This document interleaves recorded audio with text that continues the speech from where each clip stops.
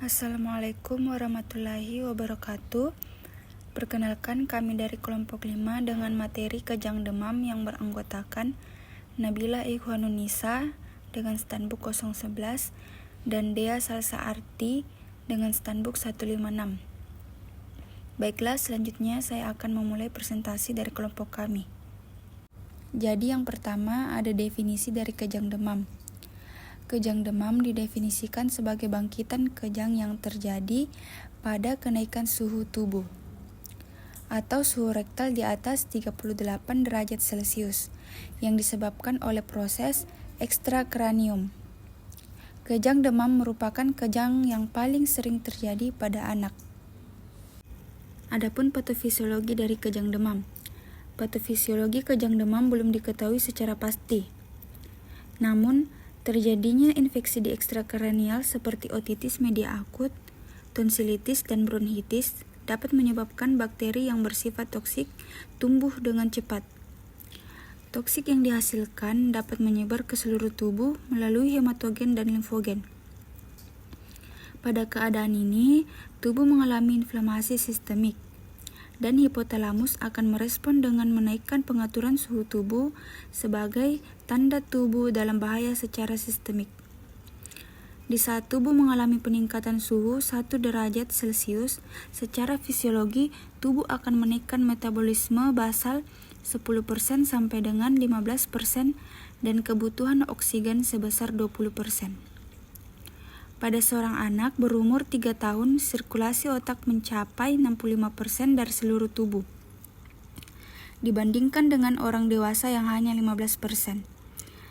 Jadi, pada kenaikan suhu tubuh tertentu, dapat terjadi perubahan keseimbangan dari membran sel neuron dan dalam waktu yang singkat terjadi difusi dari ion kalium maupun ion natrium melalui membran tadi, dengan akibat terjadinya lepas muatan listrik. Lepas muatan listrik ini demikian besarnya sehingga dapat meluas ke seluruh sel maupun ke membran sel tetangganya dengan bantuan bahan yang disebut neurotransmitter, dan terjadilah kejang. Tiap anak mempunyai ambang kejang yang berbeda, dan tergantung tinggi rendahnya ambang kejang seorang anak menderita kejang pada kenaikan suhu tertentu. Pada anak dengan ambang kejang yang rendah, kejang telah terjadi pada suhu 38 derajat Celcius, sedangkan pada anak dengan ambang kejang yang tinggi, kejang baru terjadi pada suhu 40 derajat Celcius atau lebih. Dari kenyataan inilah dapat disimpulkan bahwa terulangnya kejang demam lebih sering terjadi pada ambang kejang yang rendah, sehingga dalam penanggulangannya perlu diperhatikan pada tingkat suhu berapa penderita kejang. Faktor terpenting adalah gangguan peredaran darah yang mengakibatkan hipoksia sehingga meninggikan permeabilitas kapiler dan timbul edema otak yang mengakibatkan kerusakan sel neuron otak. Kerusakan pada daerah mesial lobus temporalis setelah mendapat serangan kejang yang berlangsung lama dapat menjadi matang di kemudian hari, sehingga terjadi serangan epilepsi yang spontan. Jadi kejang demam yang berlangsung lama dapat menyebabkan kelainan anatomis di otak hingga terjadi epilepsi. Selanjutnya ada obat kejang demam.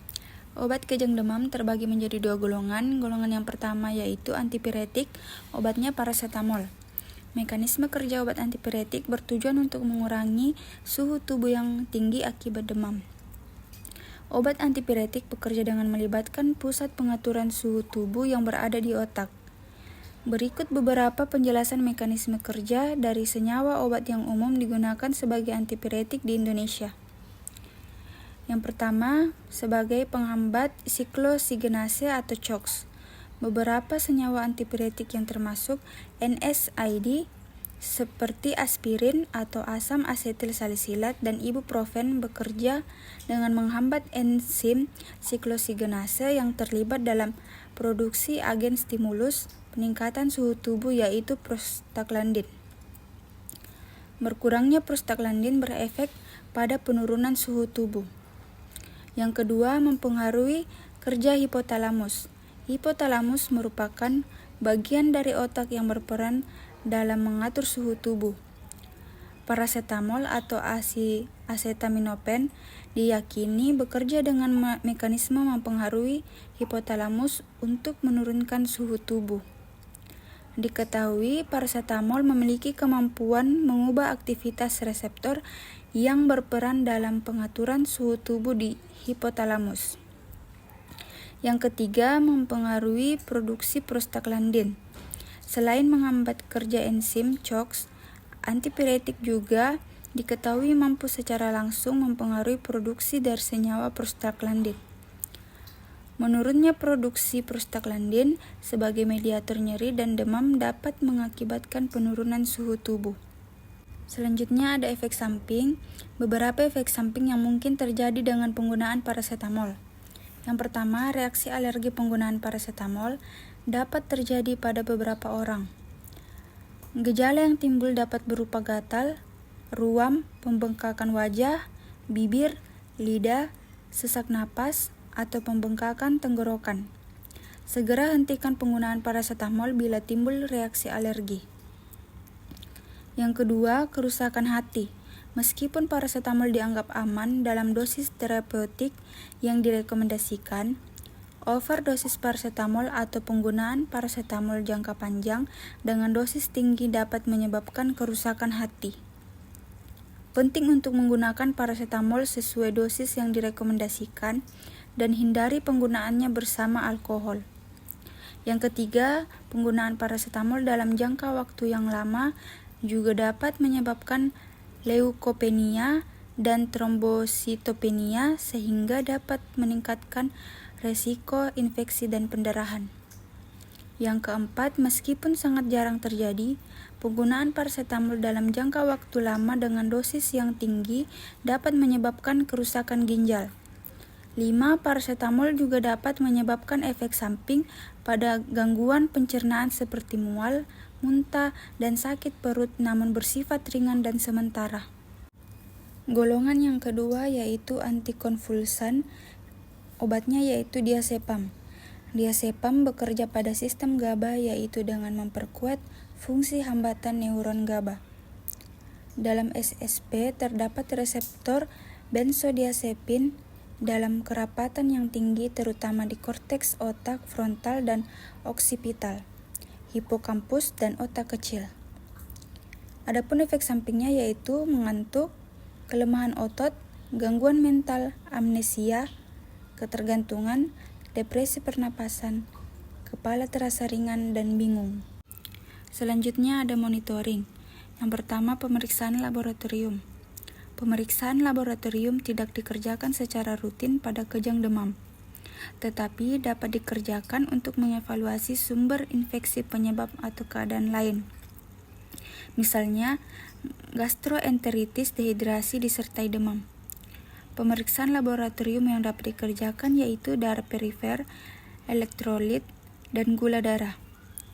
Yang kedua, lumbal fungsi.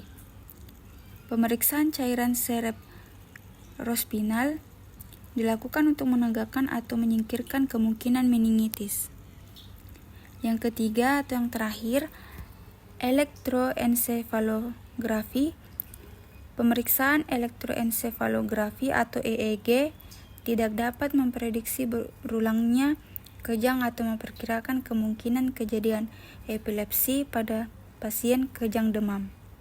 Itulah tadi hasil dari presentasi kelompok kami.